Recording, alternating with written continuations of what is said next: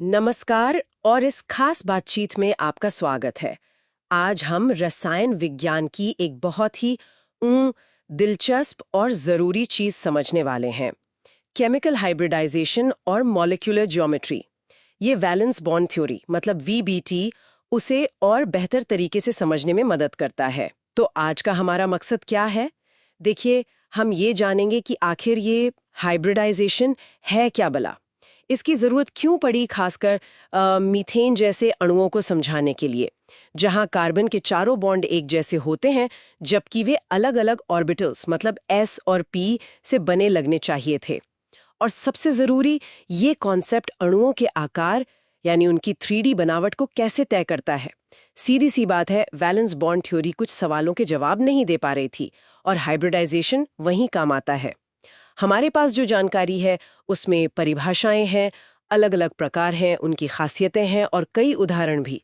तो चलिए इस जानकारी को परत दर परत समझते हैं। बिल्कुल।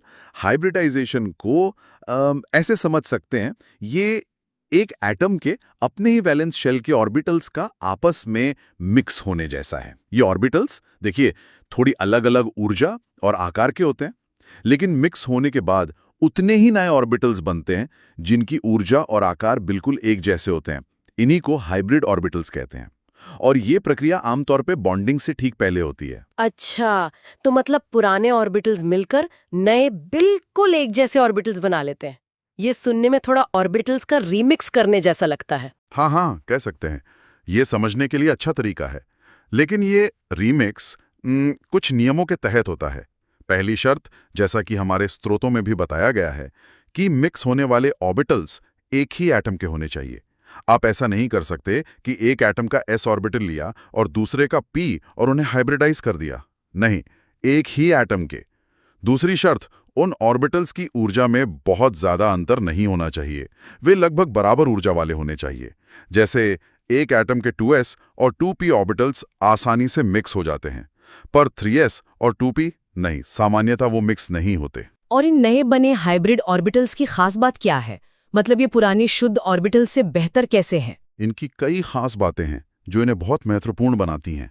पहली, देखिए, जितने एटॉमिक ऑर्बिटल्स मिक्सिंग में हिस्सा लेते हैं उतने ही नए हाइब्रिड ऑर्बिटल्स बनते हैं।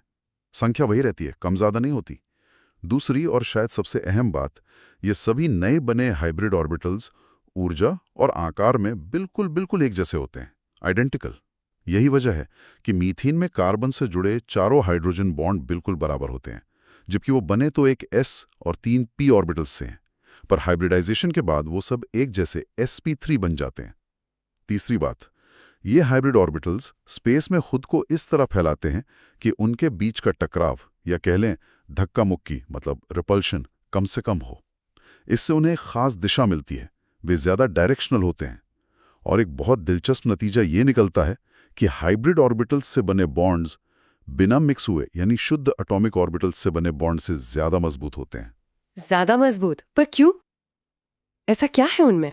वो इसलिए क्योंकि हाइब्रिड ऑर्बिटल का आकार कुछ ऐसा होता है कि उसका इलेक्ट्रॉन घनत्व मतलब इलेक्ट्रॉन के पाए जाने की संभावना एक तरफ ज्यादा केंद्रित होती है। एक बड़ा लोब बनता है। इससे वो दूसरे एटम के ऑर्बिटल के साथ ज्यादा अच्छे से ओवरलैप कर पाता है, मतलब ज्यादा गहराई तक मिल पाता है। और जितना अच्छा ओवरलैप उतना ही मजबूत बॉन्ड। सीधी सी बात है।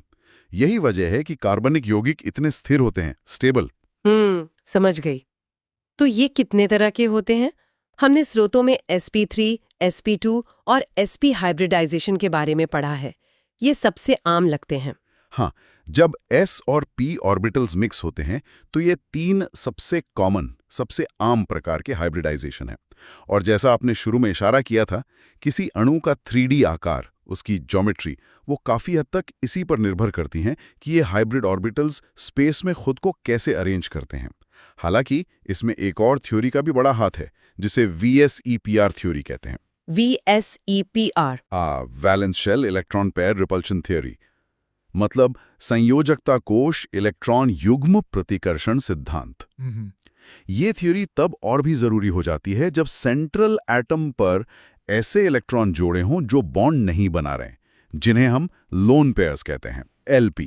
VSEPR हमें बताती है कि इलेक्ट्रॉन जोड़े, चाहे वो बॉन्डिंग वाले हों या लोन पेयर, वो एक दूसरे को धक्का देते हैं, रिपेल करते हैं और स्पेस में ऐसी पोजीशन लेते हैं जहां ये धक्का मुक्की कम से कम हो। अच्छा।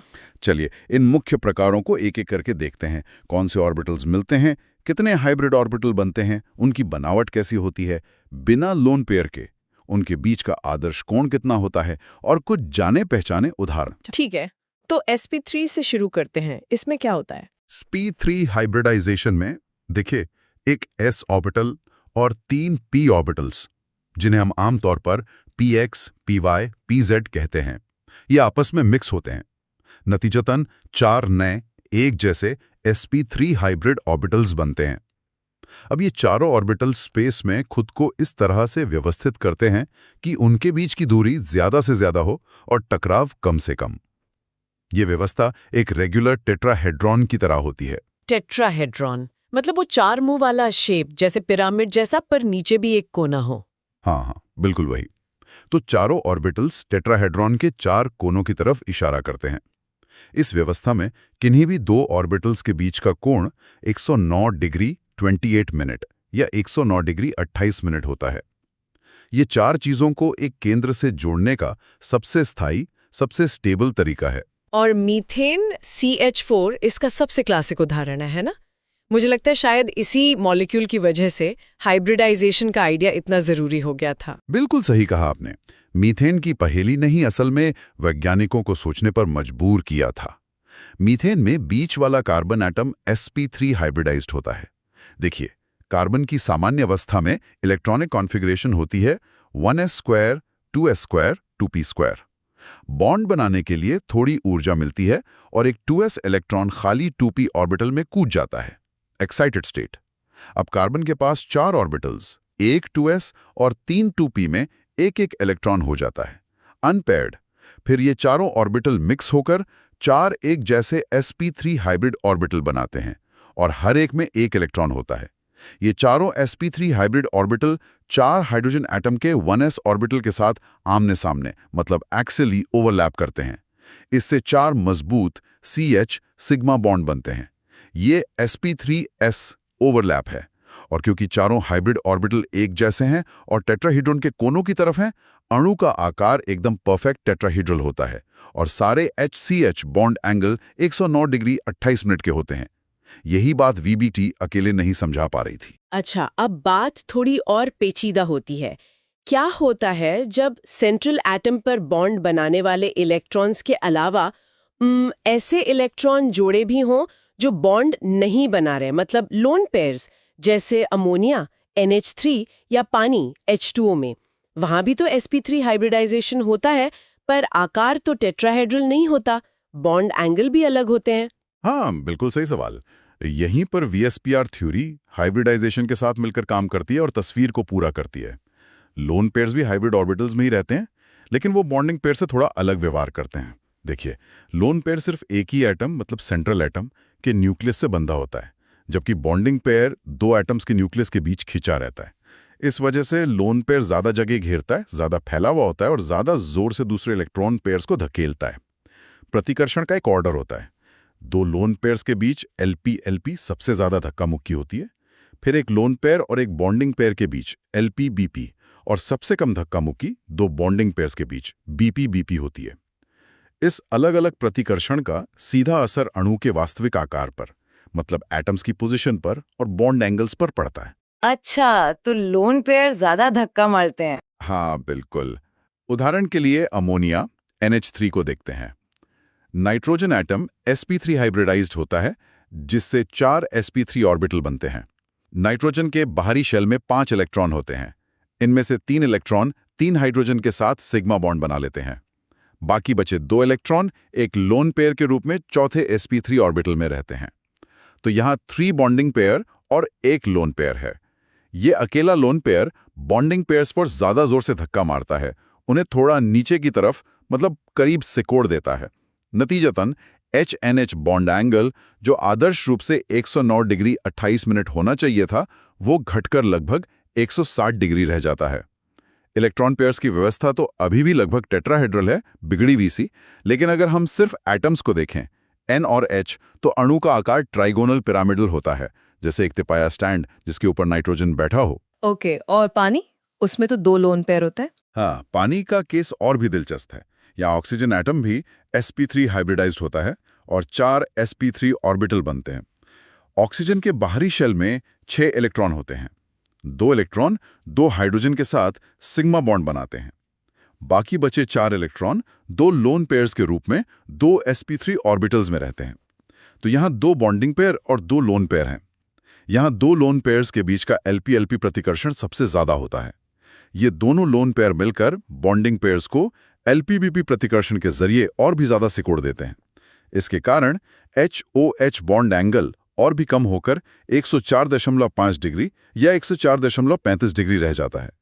इलेक्ट्रॉन पेयर्स की व्यवस्था अभी भी बिगड़ी हुई टेट्राहेड्रल जैसी ही है, लेकिन अणु का आकार मतलब सिर्फ HOH को देखें तो बेंट, मुड़ा हुआ या V आकार का या एंगुलर, कोणीय होता है। अरे वाह! तो लोन पेयर सिर्फ जगह ही नहीं घेरते बल्कि बॉन्ड एंगल को भी सिकोड़ देते हैं। पानी का आकार इसी वजह से मुड़ा हुआ होता है। ये तो कमाल की बात है कि कैसे ये सिद्धांत इन जाने पहचाने अणुओं के आकार को इतने अच्छे से समझा पाते हैं। चलिए अब sp2 हाइब्रिडाइजेशन की तरफ बढ़ते हैं। इसमें क्या अलग होता है? sp2 हाइब्रिडाइजेशन में, जैसा कि नाम से ही पता चल रहा है, एक s ऑर्बिटल और 2 p ऑर्बिटल्स, मान लीजिए px और py, आपस में मिक्स होते हैं। इससे 3 नए एक जैसे sp2 हाइब्रिड ऑर्बिटल्स बनते हैं। ये तीनों ऑर्बिटल्स भी खुद को स्पेस में इस तरह रखते हैं कि उनके बीच दूरी अधिकतम हो। ये एक ही प्लेन में फैल जाते हैं और एक दूसरे से 120 डिग्री का कोण बनाते हैं।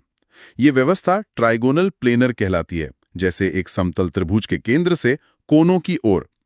तीसरा p ऑर्बिटल, यानी इस केस में pz, इस मिक्सिंग में हिस्सा नहीं लेता। वो शुद्ध p ऑर्बिटल ही रहता है और sp2 ऑर्बिटल्स वाले प्लेन के लंबवत, मतलब परपेंडिकुलर, ऊपर और नीचे स्थित होता है। और इस बचे हुए p ऑर्बिटल का बहुत जरूरी काम है पाई बॉन्ड बनाना। अच्छा, पाई बॉन्ड। और इसका सबसे जाना माना उदाहरण एथीन C2H4 है, जिसमें कार्बन कार्बन के बीच डबल बॉन्ड होता है। बिल्कुल सही। एथीन में दोनों कार्बन एटम sp2 हाइब्रिडाइज्ड होते हैं। हर कार्बन अपने 3 sp2 हाइब्रिड ऑर्बिटल्स का इस्तेमाल सिग्मा बॉन्ड बनाने के लिए करता है।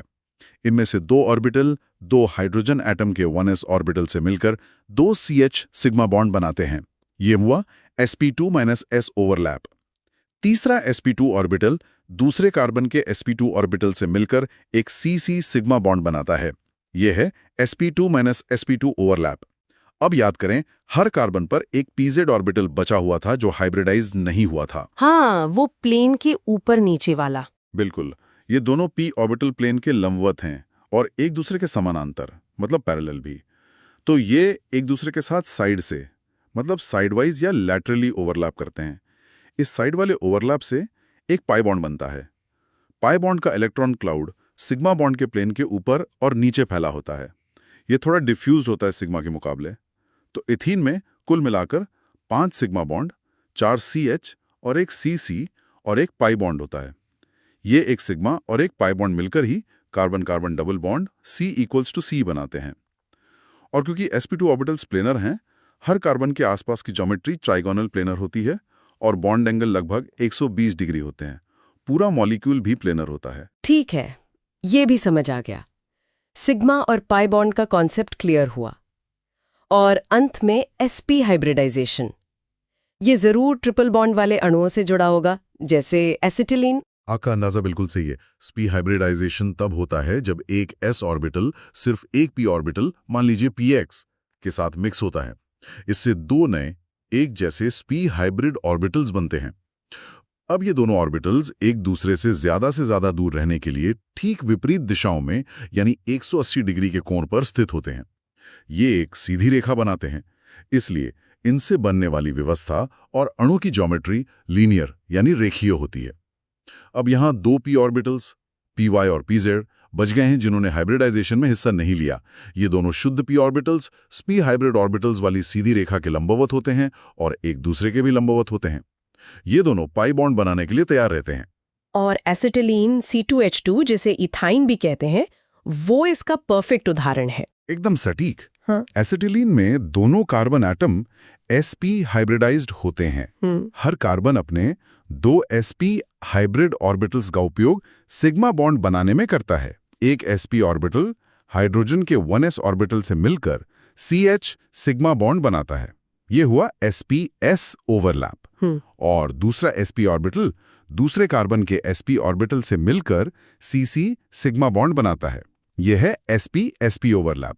अब हर कार्बन पर 2-2 अनहाइब्रिडाइज्ड p ऑर्बिटल्स बचे हैं। एक कार्बन का p ऑर्बिटल दूसरे कार्बन के p ऑर्बिटल के साथ साइड से ओवरलैप करके एक पाई बॉन्ड बनाता है। ठीक इसी तरह एक कार्बन का p ऑर्बिटल दूसरे कार्बन के p ऑर्बिटल के साथ साइड से ओवरलैप करके दूसरा पाई बॉन्ड बनाता है। ये दोनों पाई बॉन्ड एक दूसरे के लंबवत होते हैं और CC सिग्मा बॉन्ड के चारों ओर एक सिलेंडर जैसा इलेक्ट्रॉन क्लाउड बनाते हैं। तो एसिटिलीन में कार्बन कार्बन के बीच एक सिग्मा बॉन्ड और 2 पाई बॉन्ड्स होते हैं जो मिलकर C ट्रिपल बॉन्ड बनाते हैं और पूरा अणु HC ट्रिपल बॉन्ड CH एक सीधी रेखा में होता है, यानी लीनियर ज्योमेट्री। तो इन सारी बातों का निचोड़ क्या निकलता है? ऐसा लगता है कि हाइब्रिडाइजेशन का ये पूरा आइडिया ये हमें एक फ्रेमवर्क देता है ये समझने के लिए कि एटम बॉन्ड बनाने के लिए अपने ऑर्बिटल्स को कैसे एडजस्ट करते हैं। वो मानो उन्हें मिक्स करके ज्यादा मजबूत, ज्यादा दिशा वाले बॉन्ड बनाते हैं और इसी वजह से अणुओं को उनका वो खास 3D आकार मिलता है जो उनके गुणों को तय करता है। बिल्कुल, ये VBT की उन कमियों को दूर करता है जो मीथेन जैसे सरल अणुओं में बॉन्ड की बराबरी को नहीं समझा पा रही थी। साथ ही VACPR के साथ मिलकर ये अमोनिया और पानी जैसे अणुओं में बॉन्ड एंगल के विचलन, मतलब आदर्श कोण से कम होने को भी बखूबी समझाता है, जिसमें लोन पेयर्स की भूमिका अहम होती है। और ये सिग्मा और पाई बॉन्ड्स के बनने की प्रक्रिया को भी साफ करता है। ये जानना इसलिए ज़रूरी है क्योंकि सिग्मा और पाई बॉन्ड अणुओं के कई गुण तय करते हैं, जैसे उनकी बॉन्ड की लंबाई, मजबूती और सबसे खास तौर पर उनकी रासायनिक क्रियाशीलता, मतलब रिएक्टिविटी। डबल या ट्रिपल बॉन्ड वाले अणु सिंगल बॉन्ड वालों से बहुत अलग तरह से रिएक्ट करते हैं और इसका कारण अक्सर ये पाई बॉन्ड्स ही होते हैं जो सिग्मा बॉन्ड से थोड़े कमजोर और ज्यादा एक्सपोज्ड, मतलब खुले हुए होते हैं। यहाँ वाकई ये सोचना दिलचस्प है कि कैसे ऑर्बिटल्स के मिक्स होने का ये गणितीय मॉडल, जो एटम के अंदर के व्यवहार का एक सिद्धांत है, असल दुनिया के अणुओं की मापी गई बनावट और उनके देखे गए गुणों को इतनी सटीकता से समझा पाता है। हाँ, इन स्रोतों पर ही चर्चा वाकई साफ करती है कि कैसे ये आइडिया, जो पहली बार सुनने में शायद थोड़ा अजीब या जटिल लगे, असल में रसायन विज्ञान की हमारी समझ के लिए कितना बुनियादी और जरूरी है। ये अणुओं के आकार और उनके बंधन की प्रकृति को समझने की एक तरह से चाबी है। और ये हमें एक जरूरी सवाल की ओर भी ले जाता है, सोचने पर मजबूर करता है। अगर हाइब्रिडाइजेशन और VACPR मिलकर अणुओं को एक निश्चित 3D आकार देते हैं, तो ये आकार उनके रासायनिक बर्ताव को, उनके केमिकल बिहेवियर को कैसे प्रभावित करता है। मतलब किसी अणु का शेप ये कैसे तय करता है कि वो दूसरे अणुओं से कैसे जुड़ेगा, कैसे इंटरैक्ट करेगा। उदाहरण के लिए हमारे शरीर में एंजाइम अपने खास सबस्ट्रेट को कैसे पहचानते हैं, वो ताला चाबी जैसा मैकेनिज्म, या कोई दवा अपने टारगेट प्रोटीन से कैसे चिपकती है, ये सब शेप पर ही तो निर्भर करता है। ये आकार कैसे तय करता है कि अणु कौन सी रिएक्शन में हिस्सा लेगा और कौन सी में नहीं। ये निश्चित रूप से आगे सोचने और जानने के लिए एक बहुत ही रोचक दिशा है, जो हमें अणुओं की बनावट और उनके काम के बीच के गहरे रिश्ते की तरफ ले जाती है। इस गहरी पड़ताल में हमारे साथ रहने के लिए धन्यवाद। उम्मीद है कि केमिकल हाइब्रिडाइजेशन और मॉलिक्यूलर ज्योमेट्री की ये खोज जानकारी भरी और दिलचस्प रही होगी। अगली बार तक सीखते रहें।